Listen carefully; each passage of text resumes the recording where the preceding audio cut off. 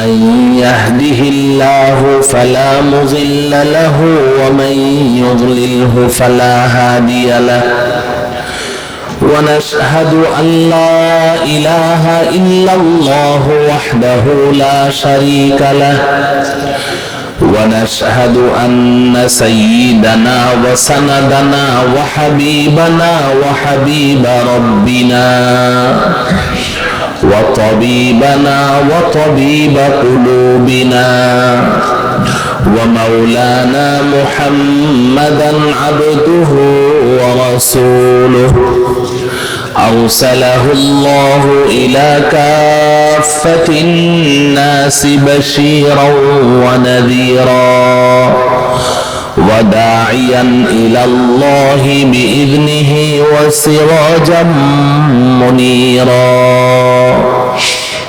أما بعد فقد قال الله تعالى في كلامه المجيد والفرقان الحميد أعوذ بالله من الشيطان الرجيم بسم الله الرحمن الرحيم قد أفلح المؤمنون وقال تعالى من عمل صالحا من ذكر أو أنثى وهو مؤمن فلنحيينه حياة طيبة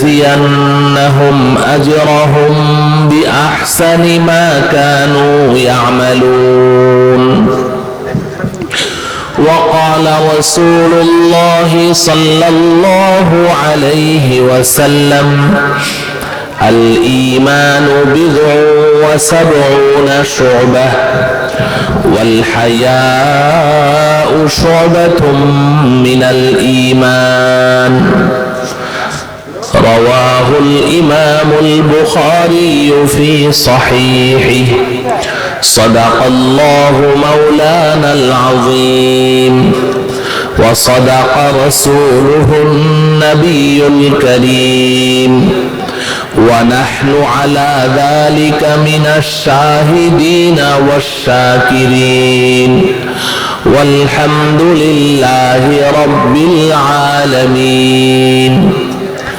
সকলে একবার মুহাব্বতের সাথে দুরূদ ইব্রাহিমি পড়ে নেই আল্লাহুম্মা সাল্লি আলা মুহাম্মাদিন ওয়া আলা আলি মুহাম্মাদ كما صليت على إبراهيم وعلى آل إبراهيم إنك حميد مجيد اللهم بارك على محمد وعلى آل محمد كما باركت على إبراهيم وعلى آل إبراهيم إنك حميد مجيد অত্র এলাকার সর্বস্তরের দিন দরদি ইসলাম প্রিয় ভাই বোনদের প্রিয় দ্বীনি শিক্ষা প্রতিষ্ঠান ইন্দারজানি দারুল উলুম ইসলামী মাদ্রাসার হাফেজে কোরআন ছাত্রদের দস্তারে ফজিলত উপলক্ষে আয়োজিত অধ্যকার বার্ষিক ইসলামী মহাসম্মেলনের সম্মানিত সভাপতি হযরত উলামায়ে কেরাম আইম্মায়ে মাসাজিদ খুতাবায়ে ইজাম অত্র মাদ্রাসার লখত জিগার আজিজ তালেবানে উলুমে নবুয়ত সামনে উপবিষ্ট আমার অত্যন্ত শ্রদ্ধাভাজন दीनदार परहेजगार अल्लाह प्रेमिक रसूल प्रेमिक उलामा प्रेमिक धर्मप्राण भाई बंधुगण पर्दार अंतराले आमार मातृतुल्य भग्नितुल्य मा ओ बोनेरा আমরা যারা আজকের এই মাহফিলে উপস্থিত হয়েছি প্রতিটি মানুষ আমরা মনে প্রাণে বিশ্বাস করিও জানি যে বর্তমান আমরা যেই জগতে বসবাস করছি, বাস্তবিক অর্থে আমরা একজনও এই জগতের বাসিন্দা নই। আমাদের আসল বাড়ি, আসল ঠিকানা এই দুনিয়ার জগৎ নয়। কারণ কিছুদিন আগেও তো আমরা এই জগতে ছিলাম না, আবার কিছুদিন পরেও কিন্তু আমরা এই জগতে থাকবো না। এক সময় ছিলাম না, আবার এক সময় থাকবো না। বোঝা গেল এই দুনিয়ার জগৎ এটা আমাদের আসল ঠিকানা, আসল গন্তব্যস্থল নয়। সঙ্গত কারণেই প্রশ্ন জাগে যে যখন আমরা এই জগতে ছিলাম না তখন কোথায় ছিলাম,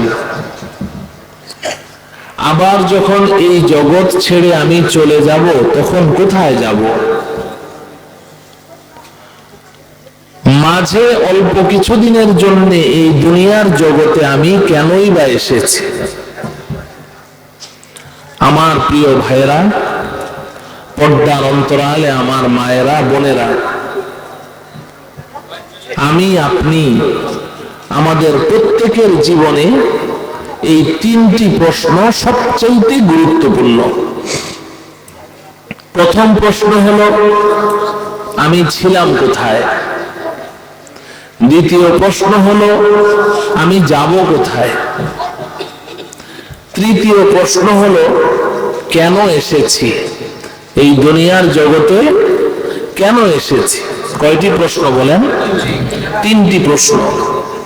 হাকিমুল উম্মত মুজাদ্দিদুল মিল্লাত হযরত মাওলানা শাহ আশরাফ আলী থানভী রাহমাতুল্লাহি আলাইহি লিখেছেন যে কোনো একজন ঈমানদার মুসলমান যদি তার জীবনের এই মৌলিক তিনটি প্রশ্ন নিয়ে গভীরভাবে চিন্তা করে এবং এই তিন প্রশ্নের জবাব প্রস্তুত করে হাসরের ময়দানে আল্লাহ পাকের দরবারে হাজিরি দিতে পারে, তো আল্লাহ রাব্বুল আলামিন দয়া করে মায়া করে তার জন্য জান্নাতের ফয়সালা করে দিবেন।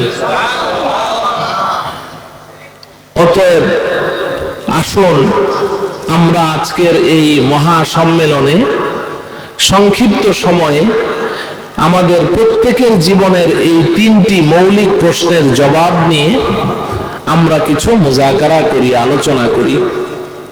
আল্লাহ রাব্বুল আলামিন তেলাওয়াতকৃত আয়াত ও হাদিসকে সামনে রেখে সংশ্লিষ্ট বিষয়ে কিছু জরুরি কথা, হক কথা, সহি কথা আমাকে ইখলাসের সাথে বলার তৌফিক দান করুন।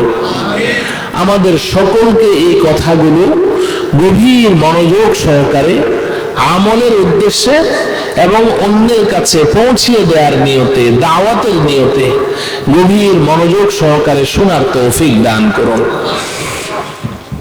মুহতারাম হাজিরিন, আসলে আমি এই মাহফিলের ময়দানের মানুষ না, মাদ্রাসায় পড়াই একজন মুদাররিস, শিক্ষক। তবে দিনই জরুরতে এদিক সেদিক কিছু বয়ানের জন্য বের হই, টাঙ্গাইলে খুব বেশি আসা হয়। কিন্তু বর্তমান আমার একটা উযর আছে, শরঈ উযর, শরীয়তের দৃষ্টিকোণ থেকেই আমি মাযুর। ঢাকার বাইরে আমি মাহফিলে যেতে পারি না। আমার আব্বাজান অসুস্থ, আজকে 18 বছর তিনি বিছানায় পড়ে আছেন, দীর্ঘ 18 বছর ব্রেন স্ট্রোক করে বিছানায় পড়ে আছেন। আমার আম্মাজান এতদিন পর্যন্ত অক্লান্ত পরিশ্রম করে তিনি তার স্বামীর খিদমত করেছেন। মা সুস্থ ছিলেন। গত বছর 3 আগে আমার মা চলে গেছেন বাবাকে রেখে। বাবার পেশাব পায়খানা সব বিছানায়, প্যাম্পার্স পরিয়ে রাখি, যার কারণে আমি দূরে কোথাও মাহফিলে যেতে পারি না। অনেক সময় এমন হয় ক্লাসে বসেছি, বুখারী শরীফটা খুলে কেবল ছাত্ররা ইবাদত করলো, আমি সবক শুরু করব, এর মধ্যে বাসা থেকে ফোন এসেছে, আব্বু টয়লেট করেছে, কিতাব বন্ধ করে চলে যেতে হয়। তো এতটা মাজুর, আমি এত দূরে আমি আসি না, কিন্তু আমাকে আমার বেয়াই আপনাদের টাঙ্গাইলের সুপ্রসিদ্ধ আলেম হযরত মাওলানা মুফতি আব্দুর রহমান সাহেব দামাত বারাকাতুহুম, দুলেরচর মাদ্রাসার মুফতি সাহেব, তো হয়তো আমাদের মুহতামিম সাহেব ওনার কাছে গিয়েছেন, উনি আমাকে বললেন যে এখানে আসতে হবে। উনি আমার সব হালত জানেন, কিন্তু আমি আজকে আসতে আসতে অবাক হয়ে গেলাম যে জেনে শুনেও তিনি আমাকে কিভাবে এত দূরে পাঠালেন। তা আমার খুব টেনশন হচ্ছে, রাতে আবার বাবার খেদমত করতে হয়, তো এত লম্বা সময় অনেক পথ পাড়ি দিয়ে আমি এখানে চলে এসেছি। তো আমার আগে যিনি আলোচনা করছিলেন বেশ সুন্দর সুরেলা কণ্ঠে ভালো আলোচনা করছিলেন, তা আমার ইচ্ছা ছিল যে আমি সাক্ষাৎ হয়েছে আমি চলে যাই, কিন্তু এসেই যখন গেছি কিছু কথা আপনাদের সামনে আরজ করব খুব মুখতাসার আন্দাজে।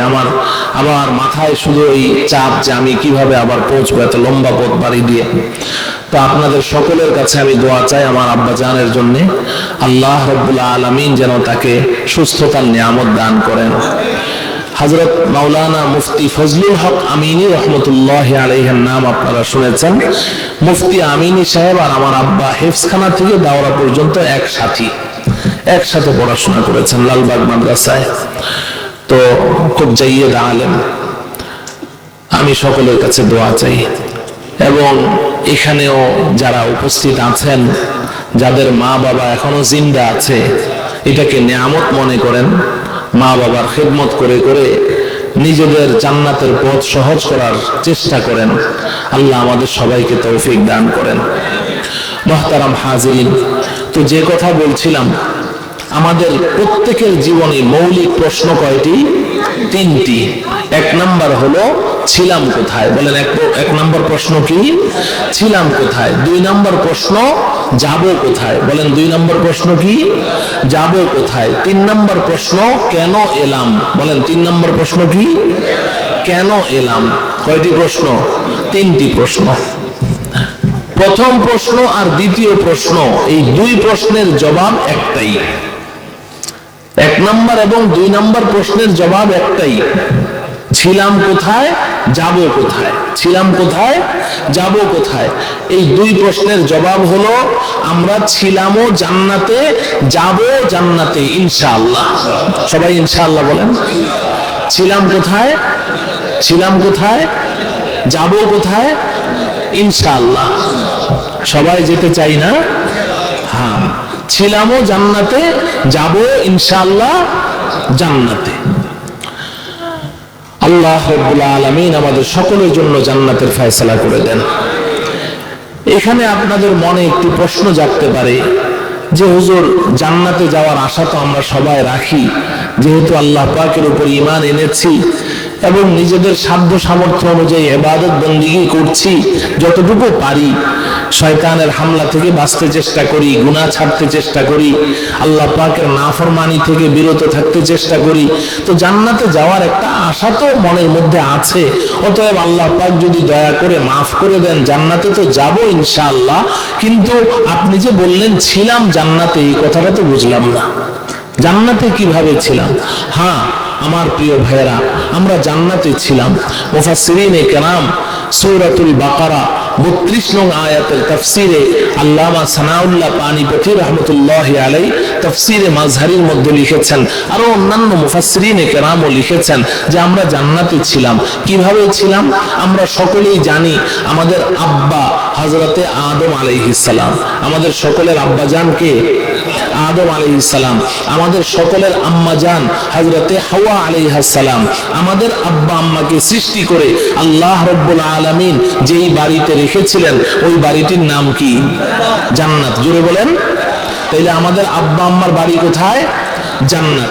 আব্বা আম্মা জান্নাতে ছিলেন। এক সময় আল্লাহ রাব্বুল আলামিন আব্বা আম্মাকে জান্নাত থেকে বের করে দিয়েছেন।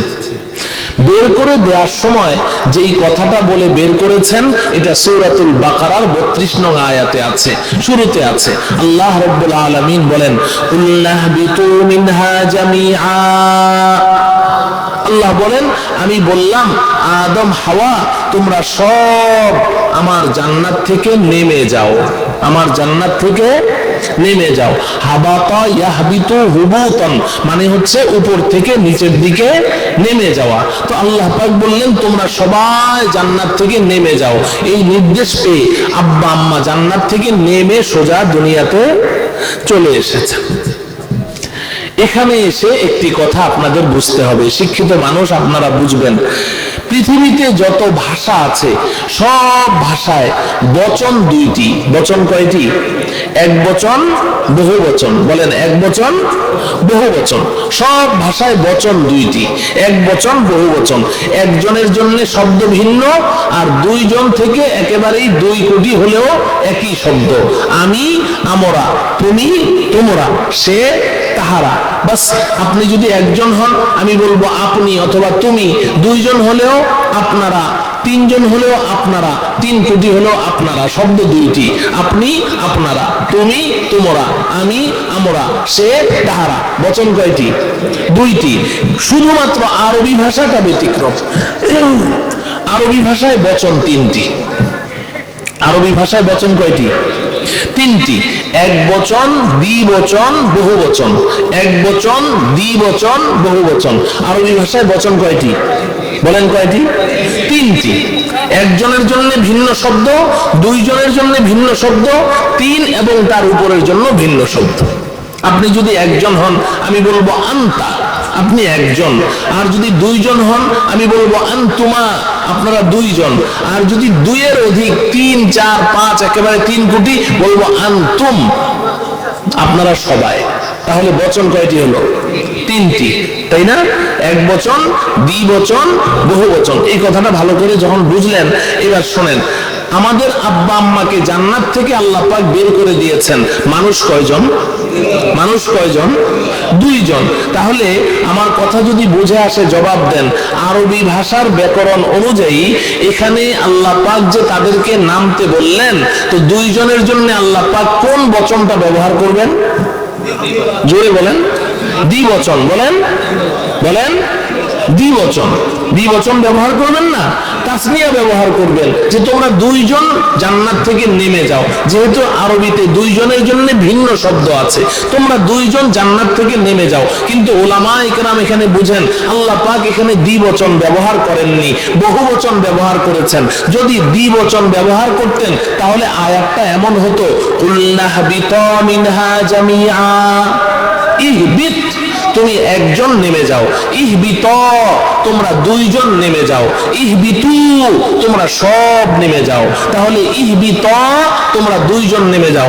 আল্লাহ ইহবিত বলেননি যে কুল্লাহবিত মিনহা জামিআ, আমি বললাম আদম হাওয়া তোমরা 2 জন নেমে যাও, না, আল্লাহ বলেছেন ইহবিতু মিনহা জামিআ, তোমরা সব নেমে যাও।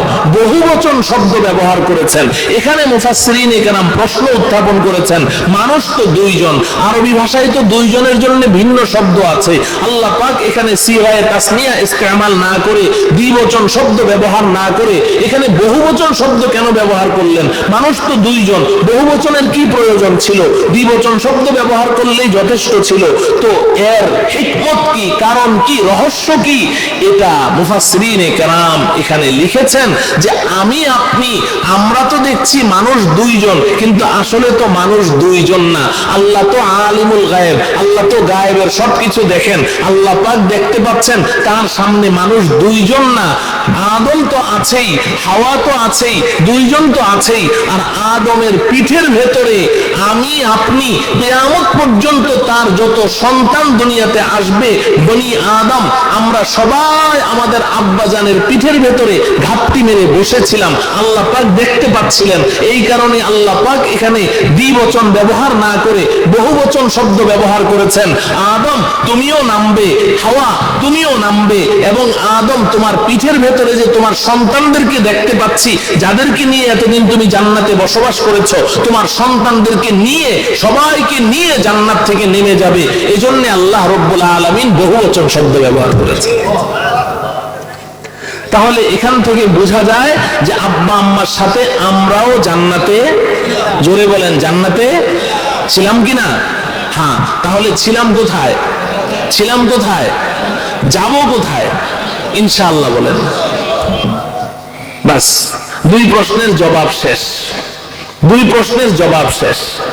রয়ে গেল মাঝখানে আরেকটা প্রশ্ন। সেটা হলো কি? বলেন, কেন এলাম? বলেন, 3 নম্বর প্রশ্ন কি? কেন এলাম?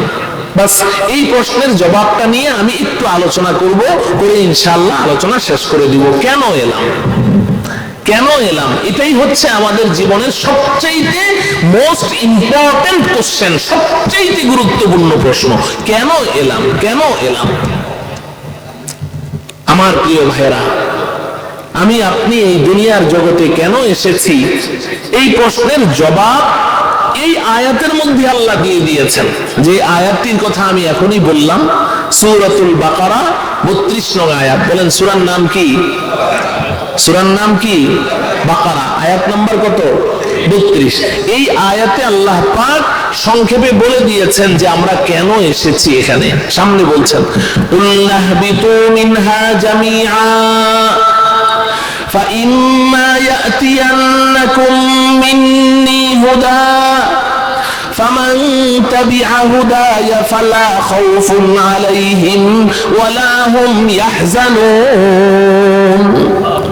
আল্লাহ রাব্বুল আলামিন বলেন, আদম হাওয়া তোমরা সব জান্নাত থেকে নেমে যাও। নির্দেশ পাওয়া মাত্র আব্বা আম্মা জান্নাত থেকে নেমে সোজা দুনিয়াতে চলে আসলেন। মনটা কি ভালো না খারাপ? মনটা খারাপ। মনটা খারাপ। হায়রে, ছিলাম কোথায়, আল্লাহ এখন পাঠিয়ে দিলেন কোথায়? মন খারাপ। এবার আল্লাহ রাব্বুল আলামিন আমাদের আব্বা আম্মাকে সান্ত্বনা দিয়ে বলছেন, ফাইম্মা ইয়াতিয়ান্নাকুম মিন্নি হুদা। আদম হাওয়া, মন খারাপ করো না, মন খারাপ করো না। আমি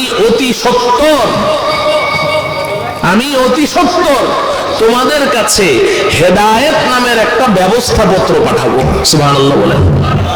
কি ভাই, যদি কোনো কারণবশত আপনার বাড়ি থেকে, আল্লাহ না করুন কোনো কারণবশত আপনাকে কেউ বাড়ি থেকে তাড়িয়ে দেয়, এই বাড়িটা আপনার কিন্তু আপনাকে তাড়িয়ে দিয়েছে, বাড়ির মালিকানা আপনার হাতছাড়া হয়ে গেছে। এখন এই বাড়ির মালিকানা আবার পুনরুদ্ধার করার জন্য কিছু কাগজপত্র দলিলপত্র নিয়ে আদালতে, চেয়ারম্যানের কাছে, কোর্টে, বিভিন্ন জায়গায় দৌড়াদৌড়ি করবেন কি করবেন না? কিছু কাগজপত্র রেডি করবেন কিনা? মালিকানা পুনরুদ্ধার করার জন্য কিছু ব্যবস্থাপত্রের প্রয়োজন আছে না নাই?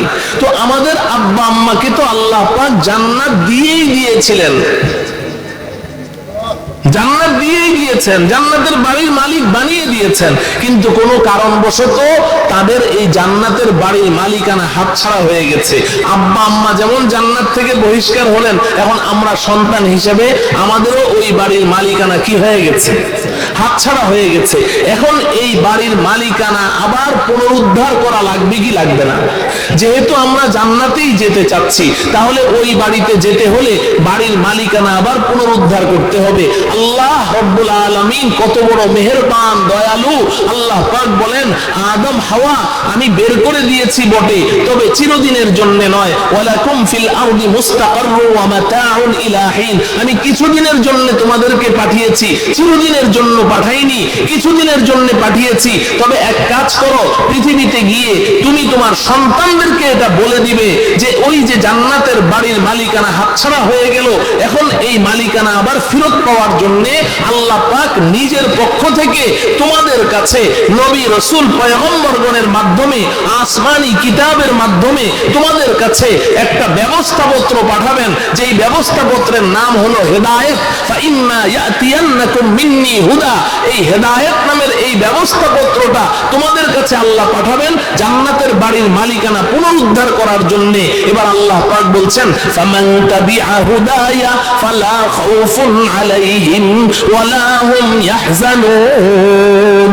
আমার দেয়া ওই হেদায়েত নামের ব্যবস্থাপত্র তোমার সন্তানদের মধ্যে যারা যারা গ্রহণ করবে, ওই ব্যবস্থাপত্র মতো নিজেদেরকে প্রস্তুত করে ওই ব্যবস্থাপত্রটা নিয়ে হাসরের ময়দানে আমার সামনে হাজিরি দিবে, ফালা খাউফুন আলাইহিম ওয়ালা হুম ইয়াহজানুন। আমি আল্লাহ বলে দিচ্ছি তাদের কোনো টেনশন নেই, কোনো ভয় নেই। আমি আল্লাহ ওয়াদা করছি যারা যারা এই ব্যবস্থাপত্র গ্রহণ করবে, ব্যবস্থাপত্র নিয়ে আমার কাছে আসবে, আমি তাদের সবাইকে জান্নাতের মালিকানা আবার ফেরত দিয়ে দেব। এই আয়াত থেকে পরিষ্কার বোঝা যায় যে আমরা এই দুনিয়াতে কেন এসেছি, আমাদের কাজ কি, পরিষ্কার বোঝা যায়। আল্লাহ রাব্বুল আলামিন বলে দিচ্ছেন যে এই দুনিয়ার জগতে তুমি এসেছো আল্লাহর পক্ষ থেকে প্রদত্ত, আল্লাহ প্রদত্ত হেদায়েত নামের ব্যবস্থাপত্র গ্রহণ করে জান্নাতের বাড়ির মালিকানা পুনরুদ্ধার করার জন্য। আল্লাহ প্রদত্ত হেদায়েত নামের ব্যবস্থাপত্র গ্রহণ করে জান্নাতের বাড়ির মালিকানা পুনরুদ্ধার করার জন্য আমরা এই দুনিয়ার জগতে এসেছি। আশা করি আপনারা বুঝতে পেরেছেন। আমার সাথে কি একবার বলবেন, বলেন এই দুনিয়াতে আমরা কেন এসেছি? বলেন আল্লাহ প্রদত্ত হেদায়েত নামের ব্যবস্থাপত্র গ্রহণ করে জান্নাতের বাড়ির মালিকানা পুনরুদ্ধার করার জন্য। আল্লাহ রাব্বুল আলামিন আমাদের সকলকে আল্লাহ প্রদত্ত এই হেদায়েত নামের ব্যবস্থাপত্র গ্রহণ করার তৌফিক দান করুন। আমার প্রিয় ভাইয়েরা, তাহলে কথা এতটুকু আমরা বুঝে ফেললাম, ছিলাম জান্নাতে, যাব ইনশাআল্লাহ জান্নাতে। আর পৃথিবীতে এসেছি কেন? আল্লাহ প্রদত্ত হেদায়েত নামের ব্যবস্থাপত্র গ্রহণ করে জান্নাতের বাড়ির মালিকানা আবার পুনরুদ্ধার করার জন্য। ঠিক আছে তো? এখন একটা প্রশ্ন হলো, এটা তো বুঝলাম হুজুর যে আল্লাহ নিজে পরিষ্কার বলে দিয়েছেন যে আমি হেদায়েত নামের ব্যবস্থাপত্র পাঠাবো, এটা তোমার সন্তানরা যারা গ্রহণ করবে তাদের কোনো টেনশন নেই, কোনো ভয় নেই, তাদেরকে আমি তাদের জান্নাতের বাড়ির মালিক আবার বানিয়ে দিব। এতটুকু তো বুঝলাম। এখন প্রশ্ন হলো হেদায়েত নামের ব্যবস্থাপত্রটা কি? এটা আমরা সবাই গ্রহণ করতে রাজি আছি তো? আমি হেদায়েত নামের ব্যবস্থাপত্র কি এই কথাটাই শুধু আপনাদেরকে বলবো, বলে আলোচনা শেষ করে দিব। এর আগে আমি সবার কাছ থেকে ওয়াদা চাই, আল্লাহ প্রদত্ত এই হেদায়েত নামের ব্যবস্থাপত্র আমরা কারা কারা গ্রহণ করতে রাজি আছি? হে আল্লাহ, আপনি আমাদের সবাইকে আপনার পক্ষ থেকে প্রদত্ত হেদায়েত নামের ব্যবস্থাপত্র যথাযথভাবে গ্রহণ করার তৌফিক দান করুন। হাত নামান। আমার প্রিয় ভাইয়েরা, আল কোরআন ইউফাসসিরু বা'দুহু বা'দান, কোরআনের এক আয়াত আরেক আয়াতের তাফসীর করে দেয়। এই আয়াতে আল্লাহ পাক বলেছেন যে আমি তোমাদের কাছে হেদায়েত নামের ব্যবস্থাপত্র পাঠাবো, তোমরা যারা যারা গ্রহণ করবে কোনো টেনশন নেই, কোনো টেনশন নেই। আল্লাহ পাক কোরআনে কারীমে জায়গায় জায়গায় আমাদেরকে টেনশন মুক্ত থাকতে বলেছেন, ভয় করতে নিষেধ করেছেন। আলা ইন্না আউলিয়া আল্লাহ লা খাউফুন আলাইহিম ওয়া লা হুম ইয়াহজানুন। তুমি হেদায়েত নামের ব্যবস্থাপত্র যত বেশি যথাযথভাবে গ্রহণ করবে, ওই ব্যবস্থাপত্র অনুযায়ী যত বেশি চলবে, ততই আল্লাহর সাথে তোমার বন্ধুত্ব বাড়তে থাকবে, তোমাকে আল্লাহ ওলি হিসেবে স্বীকৃতি দিয়ে দিবেন, তোমার কোনো ডর ভয় কিছুই থাকবে না। আল্লাহ নিজে বলছেন। এখন প্রশ্ন হলো হেদায়েত নামের ব্যবস্থাপত্র এই জিনিসটা কি? এটাকে গ্রহণ করতে হলে আগে বুঝতে হবে না? আল্লাহ রাব্বুল আলামিন এটার ব্যাখ্যা আরেক আয়াতে করে দিচ্ছেন। আমি খুতবায় ওই আয়াতটি তেলাওয়াত করেছি। আল্লাহ রাব্বুল আলামিন বলেন, মান আমিলা সালিহাম মিন যাকারিন আও উনসা ওয়া হুয়া মুমিন فلنحيينه حياة طيبة ولنجزينهم أجرهم بأحسن ما كانوا يعملون। আল্লাহ রাব্বুল আলামিন বলেন, এই দুনিয়ার মানুষ, তুমি পুরুষ হও আর মহিলা হও, মিন যাকারিন আও উনসা, তুমি পুরুষ হও আর মহিলা হও, তুমি দুইটি কাজ করো। হেদায়েত নামের ব্যবস্থা দুই কাজের নাম, দুই কাজের নাম। কয় কাজের নাম বলেন? দুই কাজের নাম। তুমি দুইটি কাজ করো, আমি আল্লাহ তোমার সাথে দুইটি ওয়াদা করলাম। সুবহানাল্লাহ বলেন। আমাদের কাজ কয়টি? দুইটি। আল্লাহর ওয়াদা কয়টি? দুইটি। আমরা যদি দুই কাজ করি, আল্লাহ আমাদের সাথে দুইটা ওয়াদা করেছেন। এই ওয়াদা কি কখনো আল্লাহ ভঙ্গ করবেন? আল্লাহ কখনো ওয়াদা ভঙ্গ করেন না, কোনো সম্ভাবনাই নেই। তাহলে এবার আমরা জেনে নেই হেদায়েত নামের ব্যবস্থাপত্র দুই কাজ কি কি, এবং এই দুই কাজ করলে আল্লাহর ওয়াদা কি কি। আল্লাহ রাব্বুল আলামিন বলছেন, মান আমিলা সালিহা মিন যাকারিন আও উনসা ওয়া হুয়া মুমিন। তুমি পুরুষ হও আর মহিলা হও, তোমার কাজ দুইটি। এক নাম্বার হলো তুমি আমলে সালেহ করবে। আমার সাথে বলেন, কি করবে? আমলে সালেহ করবে। কি করবে? সবাই বলেন, স্কুল কলেজে